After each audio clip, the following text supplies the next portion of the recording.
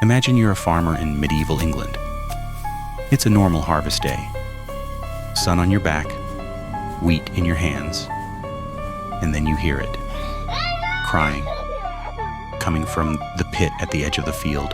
You walk over, you look down, and there are two children at the bottom, a boy and a girl, alone, no adults, no village nearby. You reach in and pull them out, and that's when you see it. Their skin, it's green, not a little, not a trick of the light, completely, entirely, undeniably green. You have no idea what you're looking at. Nobody does. This is the mysterious case of the Green Children of Woolpit, and where they came from, nobody knows.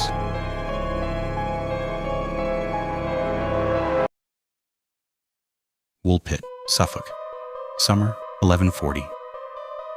The workers pull the children out of the pit. At first, they assume they're just lost. A boy and a girl, alone and terrified. It happens. Children wander. But then one of the workers gets a proper look at them and stops. Now think about what it means to see something your brain simply cannot process. This cannot be! It's true! Look at him! No, it defies reason. What does this mean? I don't know. Something that has no category, no explanation. You're a medieval farmer. You've seen illness, you've seen poverty, you've seen plenty of suffering. But you have never seen this. The children's skin is green, not pale, not yellowish. Green, the color of grass, the color of unripe apples, every inch of their skin. Green. The workers gather around, they stare. Some step back. Nobody touches them at first.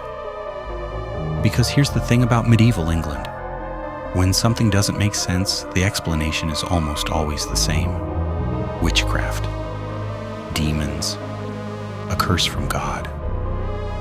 These children look like nothing that belongs in the natural world, but they're clearly frightened, clearly hungry, clearly just children. So the workers look more closely. The children are wearing strange clothes. Fabric no one recognizes, not English, not French, not from anywhere the workers have ever seen. The stitching is different, the cut is different. Everything about it is wrong, and they're speaking rapidly, desperately, as if trying to explain something urgent.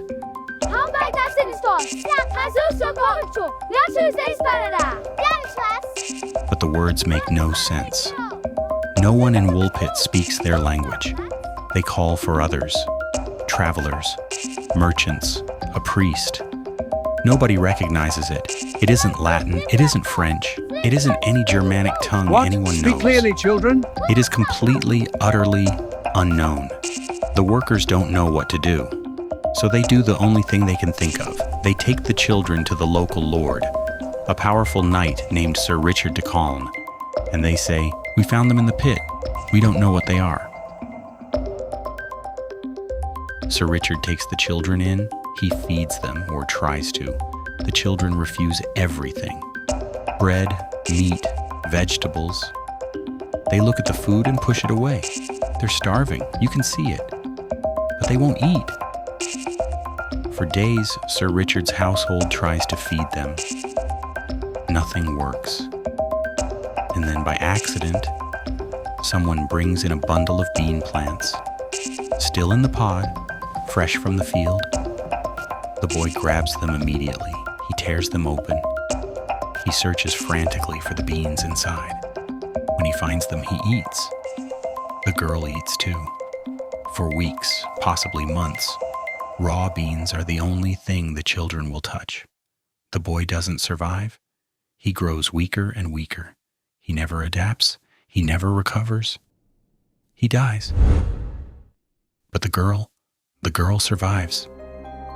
Slowly, she starts eating other food, real food. And as she does, something strange happens. Her green color begins to fade. Week by week, the green drains away. Until one day, she looks like any other child in the village. She learns English. He is not what he seems. It takes time, but eventually she can speak. And when she can speak, they finally ask her, The question everyone has been desperate to ask. Child, what land do you Why come were you found in the field? Who are your people? She said she came from a place called St. Martin's Land, a place where there was no sun. The light there, she said, was dim, like the light just after sunset, when the sky is gray and fading. Twilight all the time. No bright days, no warm sun. Everything there was green. She said that her people were Christian, that there were churches, that life there was normal in its way, just underground or hidden, somewhere beneath the surface of our world. She described a wide river. On the other side of that river, she said she could see a bright, sunlit land, brilliant and warm. A land she'd always looked at from a distance and never been able to reach. One day, she and her brother had been following their father's cattle. The animals wandered into a cave. The children followed. Inside the cave, they heard bells. Church bells, beautiful ringing bells, like the ones they'd heard of but never seen. They followed the sound through the darkness, and then the light changed. Suddenly it was bright, too bright, blinding. The warm, overwhelming light of an English summer afternoon.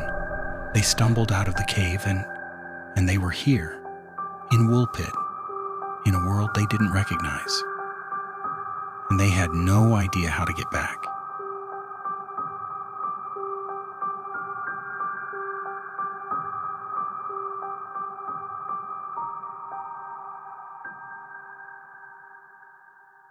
Now here's the thing, this isn't a fairy tale. This story was recorded by two separate medieval historians, William of Newburgh and Ralph of Coggeshall, writing at roughly the same time in the late 1100s.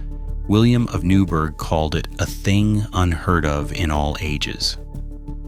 He was a serious historian, a monk, not someone who wrote fiction for fun. Both historians interviewed people who claimed to have met the girl themselves. She was reportedly still alive in their lifetime, working as a servant in the area. This isn't a myth passed down through centuries of retelling. These writers described it as something that happened recently, something their contemporaries remembered. So here are the facts, as recorded. Two green-skinned children appeared near Woolpit in Suffolk around the year 1140. They spoke an unknown language. They refused all food except raw beans. The boy died. The girl survived, lost her green color as her diet changed, and later described a place of perpetual twilight that she called St. Martin's Land. Those are the facts. The explanation? That's where it gets complicated.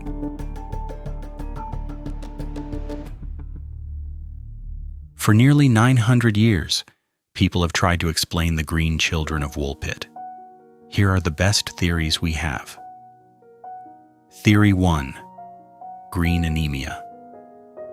One of the most widely accepted explanations is a medical condition called hypochromic anemia, sometimes called green sickness. In the Middle Ages, it was a real and documented condition. It can cause the skin to take on a slightly greenish-yellow tint. It can cause extreme weakness, food aversions, and unusual cravings, including for specific raw vegetables.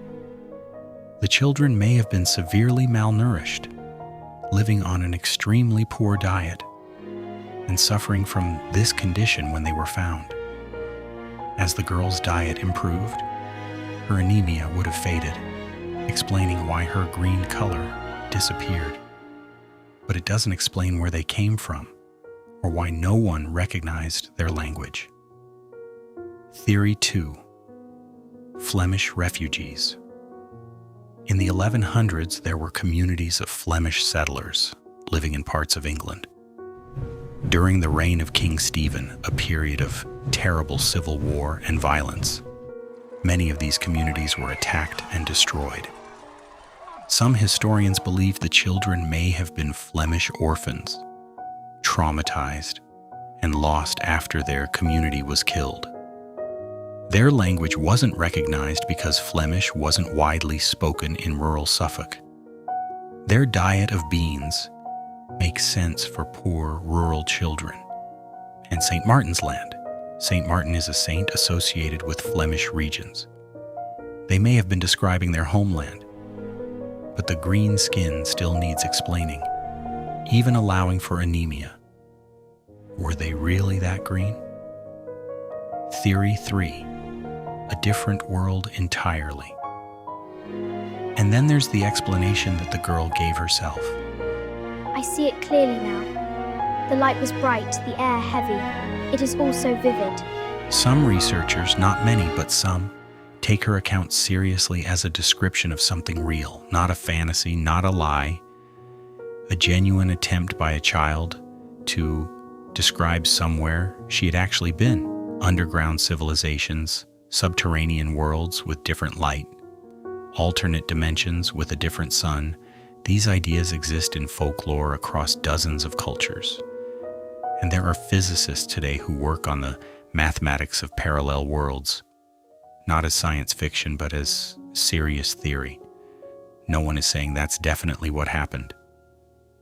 But the girl had no reason to lie. She was a child, alone, afraid. She told people what she remembered. The girl from Woolpit lived out the rest of her life in England. By some accounts, she married, settled down, became, as far as anyone could tell, a perfectly ordinary person.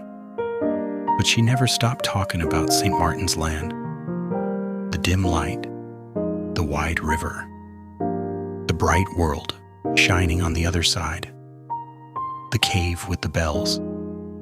William of Newburgh finished his account with these words. He called it an unheard-of prodigy, something so far outside his experience that he felt compelled to record it, even knowing he could offer no explanation for it whatsoever. And that's where it stands. 900 years later, still uncertain. 2 green-skinned children appeared out of nowhere in a field in Suffolk. One of them survived long enough to tell her story. Was it illness? Was it trauma? Was it refugees, lost and starving, who wandered too far from home? Or did 2 children follow a sound through a dark cave and come out somewhere else entirely? The honest answer is, we don't know. And maybe that's the most interesting answer of all.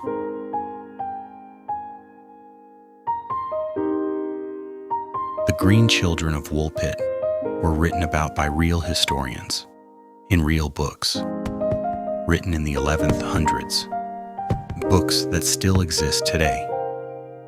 This isn't a legend invented centuries later. These historians spoke to people who claimed to have met this girl and her story, a world of dim green light, a river, a cave full of bells, has never been fully explained. History is full of moments like this. Moments where the facts are real, but the explanation hasn't arrived yet. What do you think happened to the Green Children of Woolpit? Did they have a medical condition? Were they refugees from a lost community? Or did they come from somewhere we can't explain? Leave your theory in the comments, and if you want more true stories that are stranger than anything anyone could make up, hit subscribe, because the past is full of mysteries, and some of them are still waiting to be solved.